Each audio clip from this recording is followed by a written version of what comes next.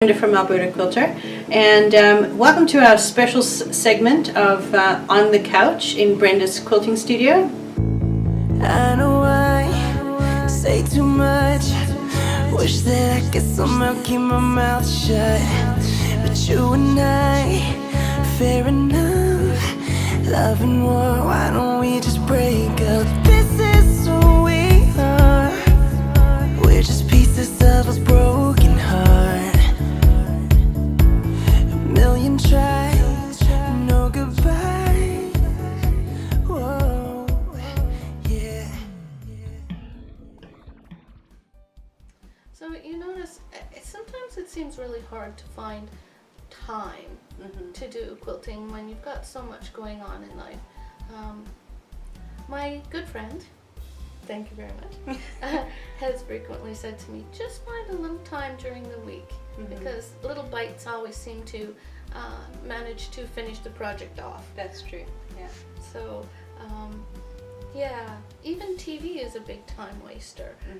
So I find that I am doing my small hand work that I might be doing for a quilt, or even doing the finishing touches on a quilt.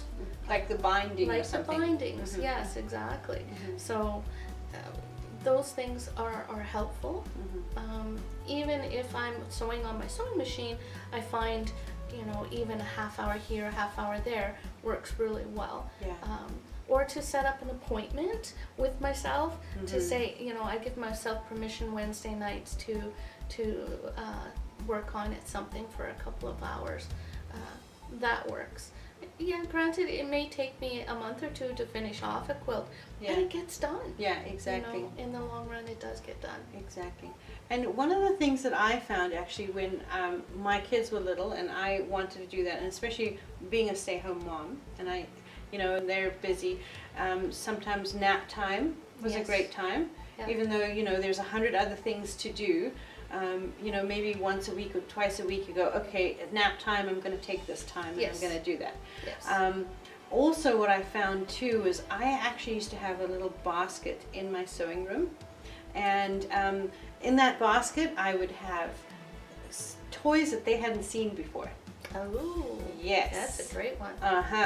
And so when they were like becoming orangutan-ish, I would bring out the basket, and they would, have a new puzzle or a new coloring book or a new book to read or something, or even a fresh brand new DVD that they hadn't seen before that I could put on, and then they would be occupied. I often actually would have the cushions from the outside chairs.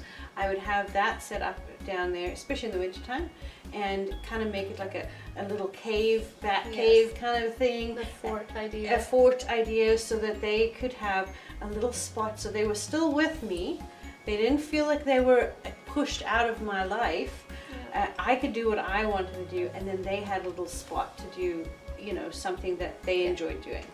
And then that would buy me sometimes a whole hour,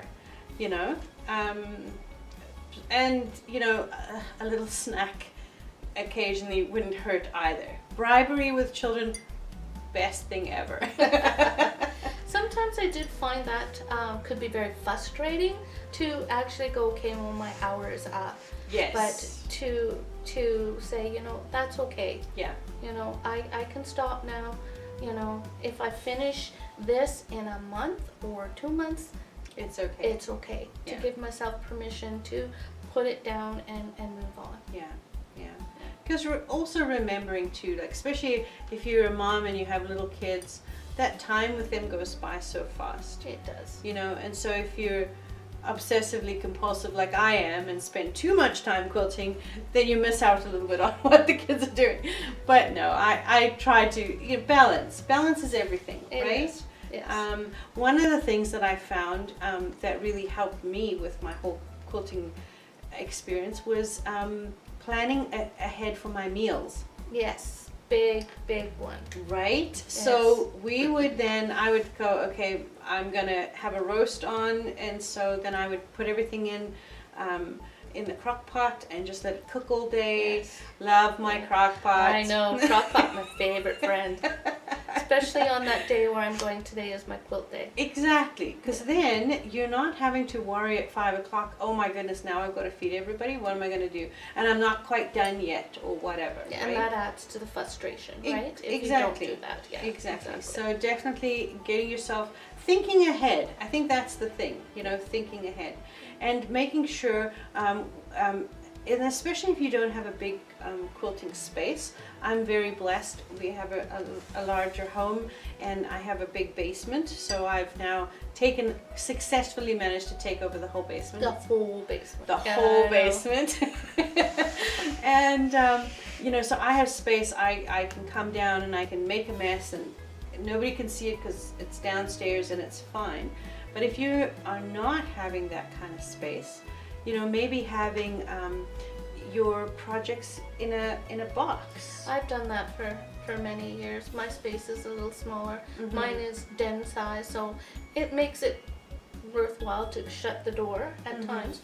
But if I'm wanting to spread out a bit on my dining room table, for example, I would have a box that has my project in it. It would have my thread, my scissors, my fabrics, and I bring my box out and then do my sewing for a little bit and then put my project back in the box.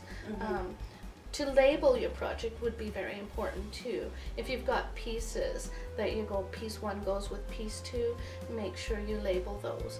'Cause Yeah. if you don't and you come back to it next week, you're going, is this 1 or is this 2?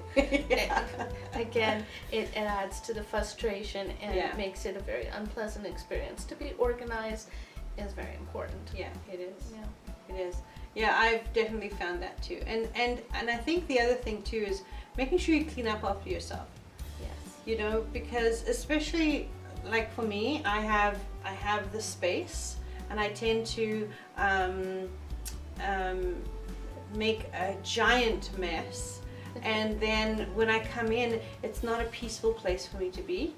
So I'll have to clean up again before I start working again. And if I had just taken 5 minutes after I was done the last time, I wouldn't come down there and go, oh my goodness, it's all messy, I can't do this. Well, then again, because my space is smaller, you have the husband coming in going,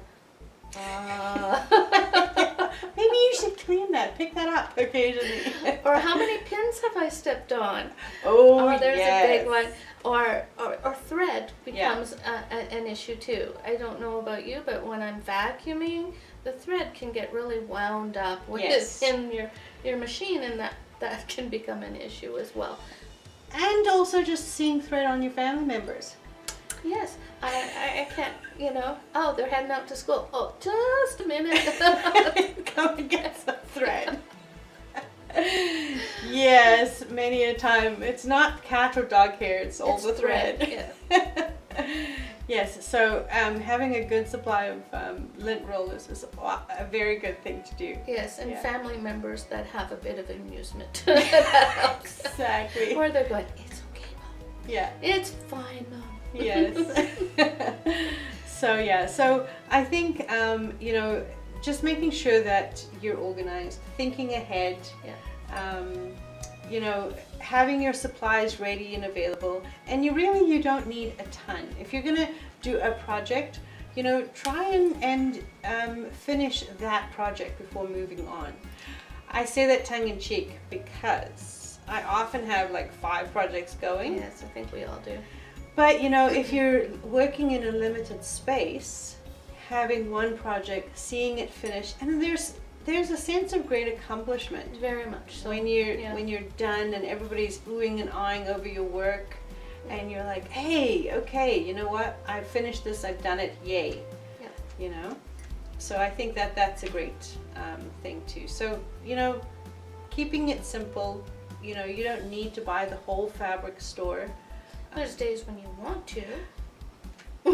Yes. But yeah, finishing the project adds to your self-confidence. Yeah. So starting on that next project is you go into it with a little more, I can do this. Yeah, and then you kind of feel like you can give yourself permission to actually start something else. because now you don't have 15 other ones trailing behind you that you haven't finished. Yeah, well, I think I should go because I'm sure I have 5 other ones to do. Thanks for watching today's tip. If you enjoyed it, please like and share this video with all of your quilting friends. All the tools that we have mentioned in this tipped video will be in the information below. Thank you very much.